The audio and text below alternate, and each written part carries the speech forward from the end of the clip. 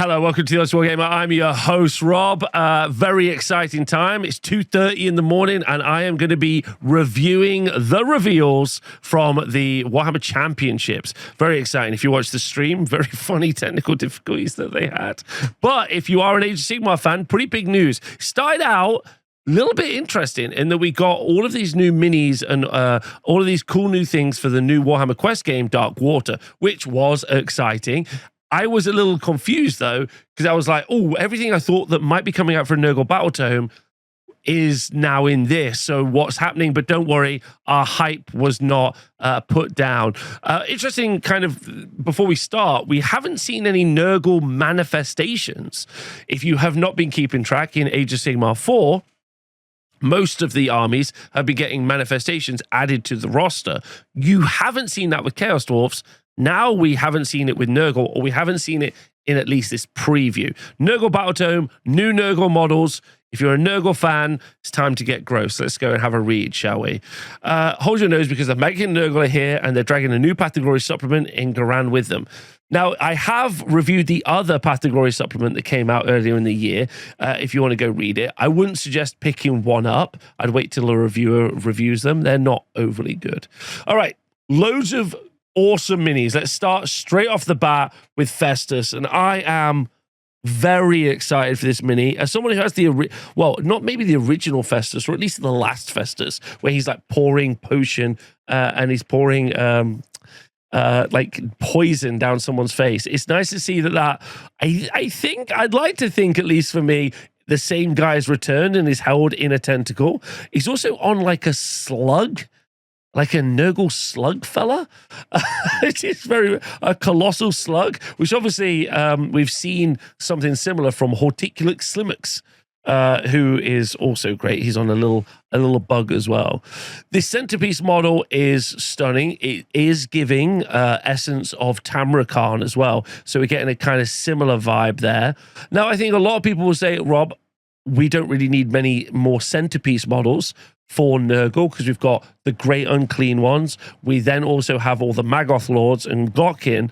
Don't think we need an additional one, which is, I think, fair. It's a fair statement. But thankfully, this roster does deliver, which is cool. I think this is an incredible model.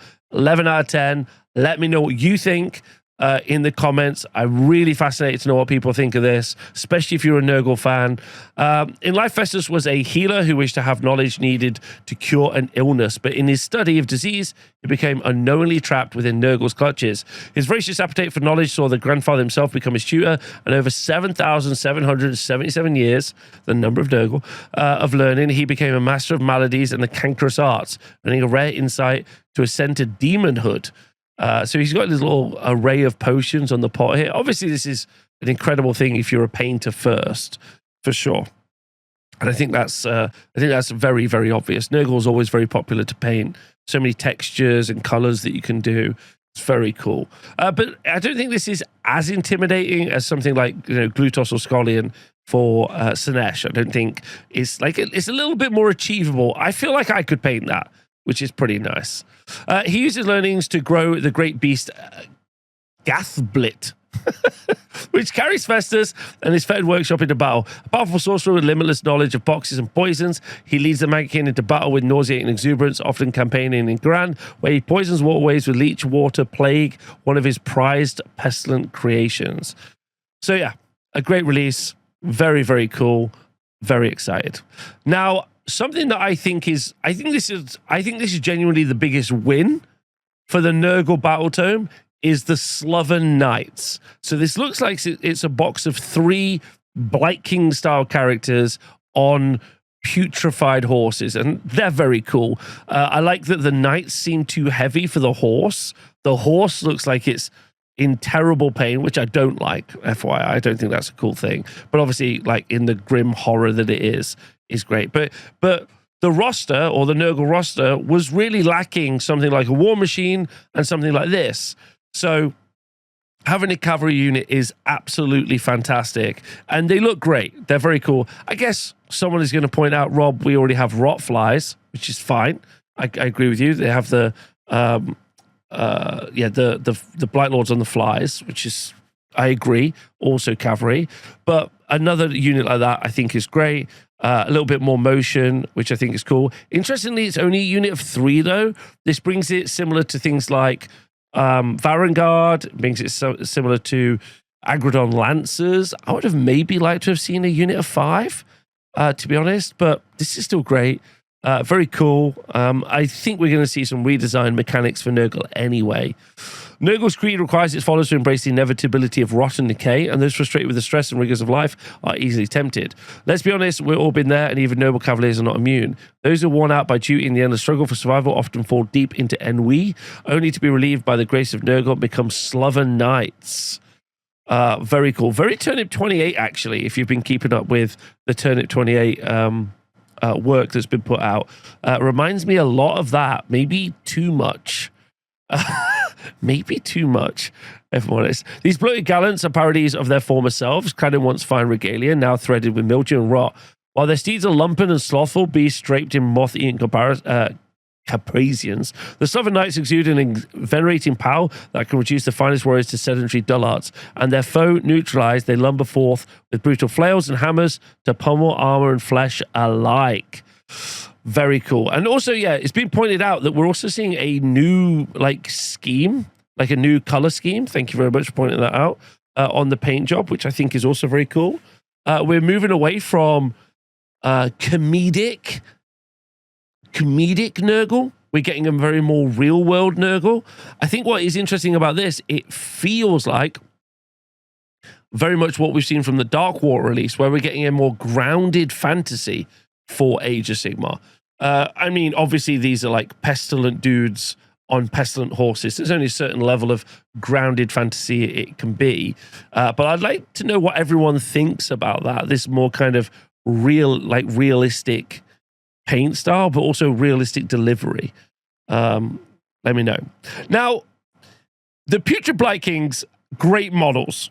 Great models. And I really want to get the feeling from the Nurgle community about this, because I think the current Blightkings are very, very workable. They're fine. You don't need to have some new ones. Now, I'm not saying I dislike them. I think they look fantastic. They look very, very cool. The banner bearer is excellent. The big axes are excellent. The weapons are really good. These are fantastic.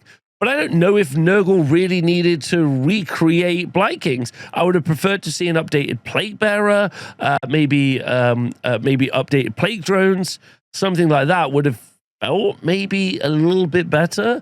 And also, yes, as has been pointed out in the chat, I think a lot of Nurgle players have a lot of these. So there's no real reason to also pick up some more. But again, I want that vibe. Let me know what the vibe is for you. Otherwise, these are great. These really extended antlers, really playing on that theme. Again, the super realistic paint job that we're seeing here, very different vibe to the more kind of comedic paint jobs we've seen in the past. Very colorful, very Dark Soulsy, I guess, as well, is another flex to talk about. A little tactical tree versus a tactical rock. The rust is amazing on the armor. So the paint job's great. The models are great. Little fat fellas, fantastic. Committed worship to Lord of Decay has been seeing their forms bloat into mountains of flesh. So bloated are they that any attempt to hack or bludgeon their bodies is met with a chorus of mirthsome chuckles. They return the favor with weapons steeped in rust and filth, and the favor of their god warps reality around them, causing spells and prayers to fail and die in their fetid air. So there you go. Okay, now we've got the Rotswords. I'm very interested in the Rotswords because I think this is a unit of 10. Though Nurgle is often associated with slothfulness and indolence, his followers represent all aspects of disease, including the mania induced by fever. Rotswords are warriors trapped in constant state of spasming and twitching, their reeking bodies hot from the touch and covered with sweat and terminal ague. With rusted swords, they slice open flesh, attempting to proliferate their suffering to others. Probably crit mortals then, or crit to hit. Crit 2 hits. So I think this is a unit of 10 infantry. Now that is a good unit for Nurgle. That is a heavily armored, probably a 3-up save, heavily armored Warriors of Chaos equivalent unit. Means that you can move away from you could move away from Blightkings if you wanted to, and have a different infantry unit, same as have like moving away and doing plague bearers. But again, this just adds more infantry to what is a pretty packed monster infantry like roster. So I think that's quite fun. And I also love all the different, like these are great. These will be amazing fun to paint. Like super, super fun. I think they look really cool. Like all of the different armor types on here are fun. The banner is really cool. Again, it's leaning much more Dark Souls. It's a little bit of a, you can see the design notes from some of the earlier releases for Nurgle brought over, which is fun. But yeah, a good unit to add to the roster, you know, but also, you know, how much more infantry do you really need? Well, don't worry, because we are moving on to Pestigor, another infantry unit. And I think this is also a unit of 10. Beastmen are mutants dedicated to tearing apart civilization in the earliest days of the mortal realms. They're some of the first creatures Nurgle communed with, and those that immersed themselves in disease became Pestigors. Now, I think a lot of people will be really hype about the Pestigors. I know I am. I feel like if we're going to get heavily armored and defensive Rotswords, then we should get pretty aggressive and killy Pestigors is what I think we might end up seeing. But these are also really interesting, and I was like, why do these feel weird? Because they're hairless. Like, there's no hair on these bodies. We've just got some smooth, shaved goats, which I do not like. I'm just going to throw that out there. I didn't know I wanted to not have a shaved goat, but I don't want a shaved goat. The weapons are cool. Again, this might potentially give us like a light infantry unit for Nurgle. So you've got light infantry, medium infantry being the Rotswords, and then you go into Blightkings, you've got like a heavy infantry option, which is pretty nice. Again, I wouldn't have minded seeing a missile unit, like some sort of like shooting unit for the army. I think would have been pretty cool, or a war machine to kind of, again, flesh out the roster. But the Pestigor are great. They're great models. They look fun. Let me know what you think down below. Yeah, there's also plague bearers. Yeah, that's what I mean. I don't think we needed more and more infantry, but here we were. Right, Battletome, Magickin, and Nurgle. All these Var warriors make their appearance in Battletome, Magickin, and Nurgle, which covers their background as well as their rules. Will be available in Standard Game Edition. Okay, fine. The Battletome also includes updated army rules for the followers of Nurgle, rules for a new spearhead. So updated army rules. Let me know if you are a Nurgle player, if you'd like to see a change to your battle traits. I wouldn't mind.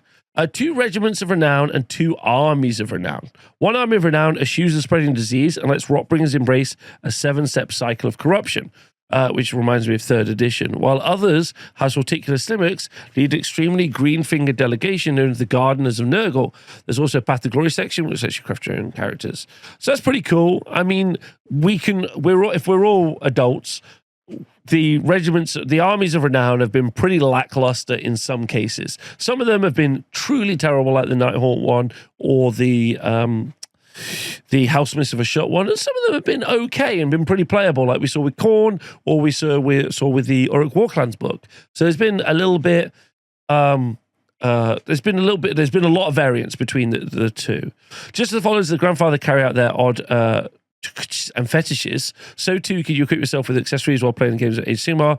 A set of war scroll cards that you reference. Okay, we don't care about that. Also, this book also contains, this is very exciting. This book also contains rules for using Nurgle's followers from Warhammer Quest. Holy shit. Okay, very excited. I was not expecting that at all. Holy Quest Darkwater, a new entry. Okay, very fun. All right, we're going to talk about that in a moment then, because fantastic. I'm so excited about that. That is fantastic news. Eventually, this means these might be sold separately. This does, I don't want anyone to get buyer's remorse. We saw with Cursed City for Soulblight Gravelords, we saw for a while, maybe 6 years, the ability to use lots of those models in your games, but slowly they've been phased out of being playable.